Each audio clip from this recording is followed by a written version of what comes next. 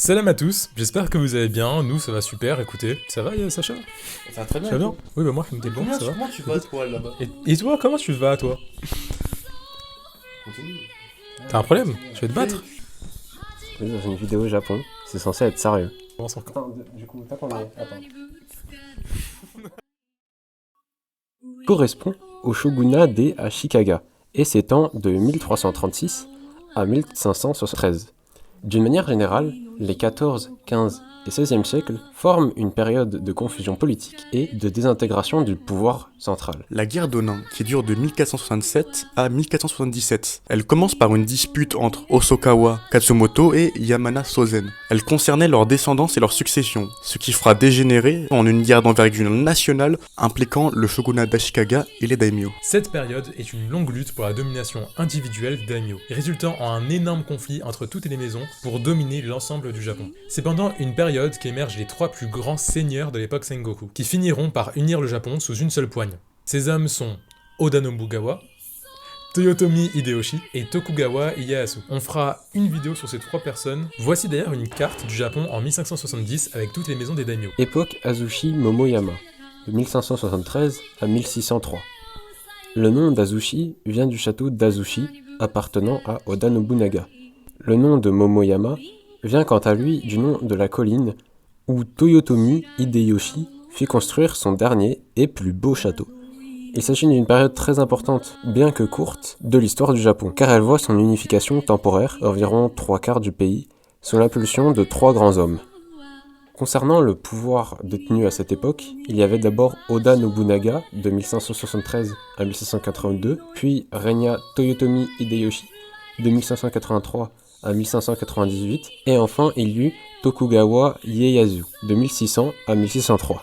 Oda Nobunaga, en 1573, prit la tête de son fief de Nagoya par des moyens brutaux, et en réprimant toutes les tentatives de rébellion par la force. Il tenta ensuite d'agrandir son maigre domaine par tous les moyens possibles et imaginables. Il s'allie avec Tokugawa Ieyasu et remportera de nombreuses victoires, notamment lors de la bataille de Nagashino, qui l'opposera au fils de Takeda Shingen, le célèbre général de cette époque. C'est à cette époque que les armes à feu ont été apportées au Japon par les Occidentaux. Ils seront utilisés pour la première fois sur les terres de Nobunaga. Oda Nobunaga naît en 1534 et meurt en 1582, la tête tranchée. Spoiler. En 1575, au château de Nagashino, dans la province de Mikawa, au Japon, le château commandé par Sadamasa Okudaira, un vassal d'Ieyasu Tokugawa, était assiégé depuis le 17 juin par Katsuyori Takeda. Le château subissait une attaque car il menaçait les lignes de ravitaillement des Takeda. Ieyasu et Nobunaga Oda envoyèrent des troupes pour lever le siège, et Katsuyori Takeda fut vaincu. La victoire de la tactique d'inspiration orientale d'Oda a marché, et son usage des armes à feu contre la charge de la cavalerie des Takeda a fonctionné. Ces charges sont souvent considérées comme une évolution majeure dans l'art de la guerre japonaise. Entre-temps, il a nommé un nouveau shogun, dont l'importance est très faible. Nobunaga est maintenant maître de tout le centre du Japon. Il bat les sectes religieuses qui lui barraient la route. Il est nommé shogun par l'empereur, alors qu'il partait rejoindre un allié en difficulté, gardé seulement par une faible escorte. Oda Nobunaga est trahi par un de ses généraux, Akechi Mitsuhide, qui le force à faire seppuku le 21 juin 1582 au cours de l'incident du Honnoji. Le fameux incident Honnoji et ses multiples versions. Voici la plus officielle. Serait que l'armée d'Akechi Mitsuhide, le traître, entoure le bâtiment Honnoji, comme pour porter un coup d'état à Nobunaga.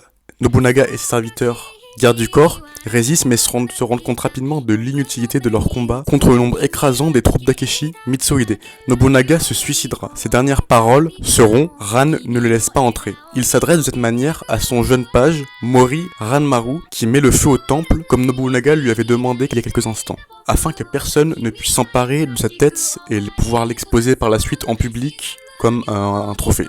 La loyauté et le dénouement de Mori Ranmaru font de lui une figure vénérée dans l'histoire du Japon. Les restes de Nobunaga restent malgré tout introuvables. Le lieu de bataille fut en lui-même le Honnoji, le château de Nijo, ce qui sonna la fin du règne de Nobunaga.